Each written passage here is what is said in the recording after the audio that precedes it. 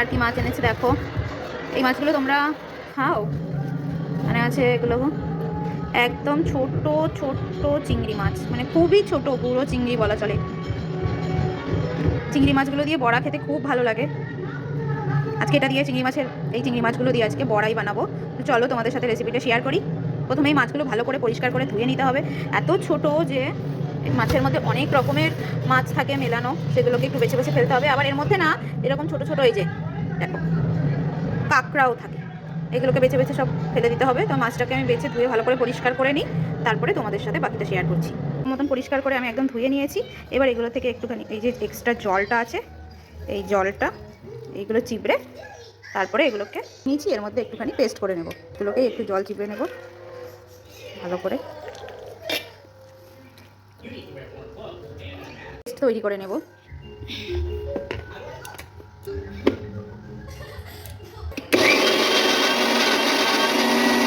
Paste হয়ে গেছে, একদম থকথকে পেস্ট হবে না, একটু এরকম গোটা গোটা থাকবে। এই যে পেস্ট। এবার এটাকে একটা পাত্রে ঢেলে নেব। বলে আমি বের করে নিয়েছি। এরপর এর মধ্যে আমি কিছু মশলা আর কাঁচা পেঁয়াজ কাঁচা লঙ্কা অ্যাড করব। কাঁচা লঙ্কা পরিমাণ মতন আর পরিমাণ মতন কাঁচা পেঁয়াজ কেটে রেখেছি, এগুলোকেই সব মাছের মধ্যে দিয়ে দেবো।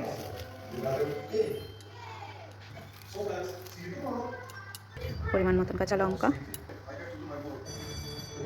ঝালটা যে যার স্বাদ মতো কম বেশি করতে পারে। আমি এখানে আমাদের বাড়িতে যেরকম সবাই ঝাল খায় সেই অনুযায়ী কাঁচা লঙ্কা দিয়েছি। সবাই যে যার মতন মুখের স্বাদ অনুযায়ী কম বেশি এটাকে করাই যায়, কোনো ব্যাপার না। দিয়ে দেবো এর মধ্যে স্বাদ অনুযায়ী নুন, দিয়ে দেবো পরিমাণ মতন হলুদ ও একটু কাশ্মীরি মির্চ, দিয়ে দেবো ময়দা পরিমাণ মতো, এখানে 4 চামচ ময়দা অ্যাড করলাম। দিয়ে দেবো এখানে কর্নফ্লাওয়ার। চালের গুঁড়ো অনেকে ইউজ করে, কিন্তু প্রথমত আমার ঘরে চালের গুঁড়ো নেই, আর দ্বিতীয়ত চালের গুঁড়োটা দিলে মনে হয় একটু বেশি শক্ত হয়ে যায়। আমাদের আবার অত শক্ত কেউ খেতে পছন্দ করে না, তাই আমি একটুখানি ক্রিস্পিনেস আনার জন্য দিয়ে দিয়েছি এখানে কর্নফ্লাওয়ার। কেউ চাইলে চালের গুঁড়ো অ্যাড করতে পারে। এবার সমস্ত জিনিসগুলো একসাথে মাছের সাথে ভালো করে মেখে নেব। দিয়ে দেবো এর মধ্যে তেল।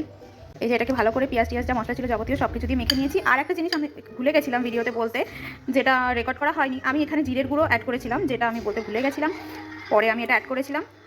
তো জিরের গুঁড়োও কিন্তু এখানে অ্যাড করা আছে। এবার এখান থেকে ছোট ছোট করে এরকম গোলা নেব, হাতে এরকম করে গোলা বানাবো, একটু চ্যাপটা চ্যাপটা এরকম। এবার তেল গরম,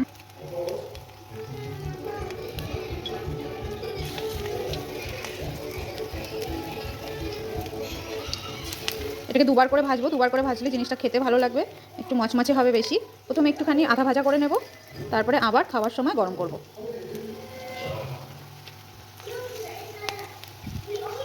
ওই পাশটা ভাজা হয়ে গেছিলো, তাই উল্টো দিকটা উল্টে দিলাম। দুপাশটা একটু নরম করে ভালো করে মিডিয়াম ফ্লেমে ভালো করে ভেজে নিতে হবে। হাই ফ্লেমে ভাজলে কিন্তু ওপর থেকে পুড়ে যাবে আর ভেতরে কাঁচা রয়ে যাবে, সেটা খেতে একদম ভালো লাগবে না। তাই দু সাইড ভালো মতন ভেজে নিতে হবে লো টু মিডিয়াম ফ্লেমে।